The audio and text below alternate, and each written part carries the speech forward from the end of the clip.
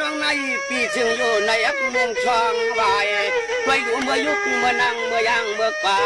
น้องปีลักษณะเล่าที่นังว่าเฮ็ดเที่ยงการที่ซ้ำกัดช่องน้ำฟอง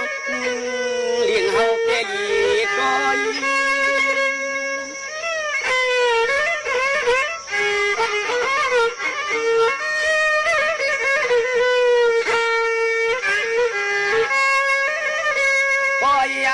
นอนางหังเราที่เฮาได้มายักชวางไอ้เครื่องมานางน้องฮักเปียกแข็งสวนตาไข่หาดสุขาดเฮินพวกมาในรถจมีก็จอมงอยไข่จอมหลังฮันน้องฮันน้อง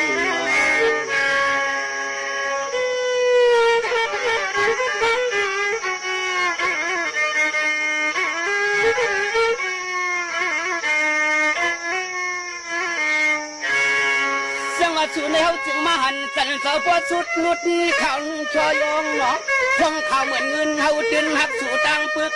สังเตอฝนจึงมาทิ้งเฮาตีมาตึกขย้อนหิม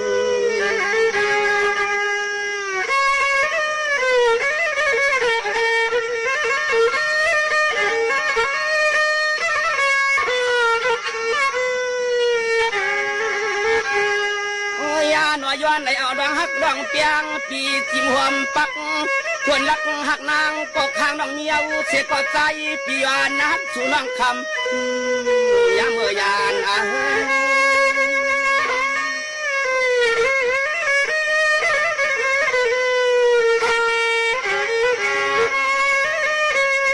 สังวานน้องอ่อนเปียนว่าสังวานน้องเปียกินส่วนทั้งมีส่วนหาดประกาศน้ำส่วนตาเล็กก็มัวเมื่อวันในใจเปียนเข้ามาดัดกลางต่อสู่เรียกนางห่างละวันพองจึงดีตัว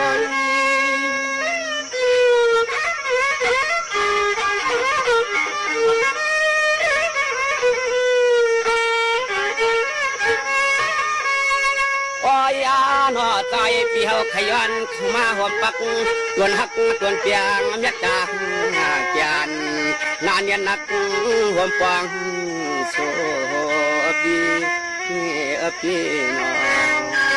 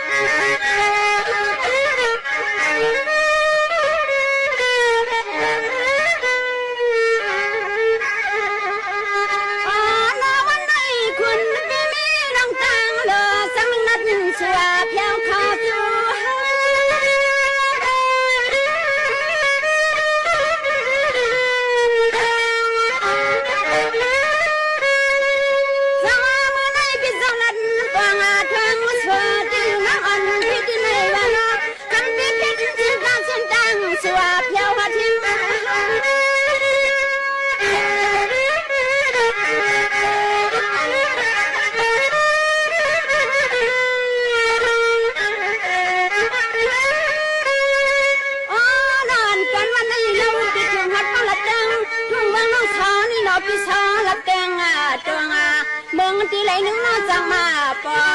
ฟังเมื่อยามาคิงเสียงห้องน้องเล่นลงเลสนตะไคร้น้องสนตะไคร้น้องน้องเมื่อไหนน้อ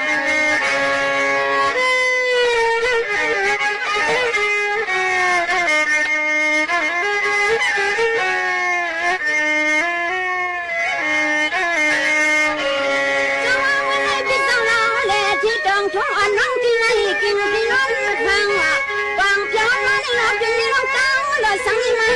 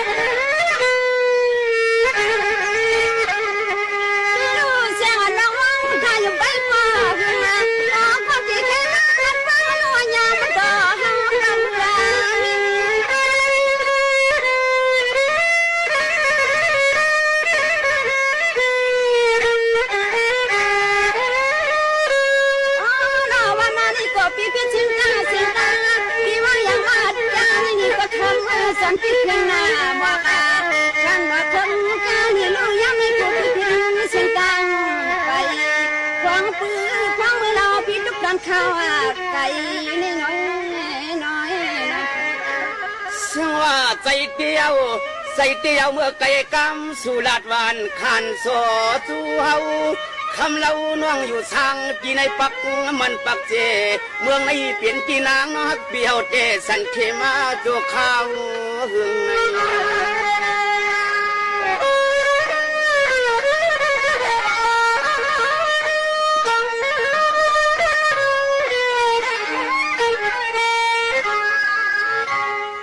ช่างว่าเมื่อนางใจเมาก้นจอโมกจอเปียวตีนางลาวผู้เล่พี่เล่จังหวัดมาถึงก็อยากหันเยาใจพี่มีดวงฮักดวงเปียงใครทำให้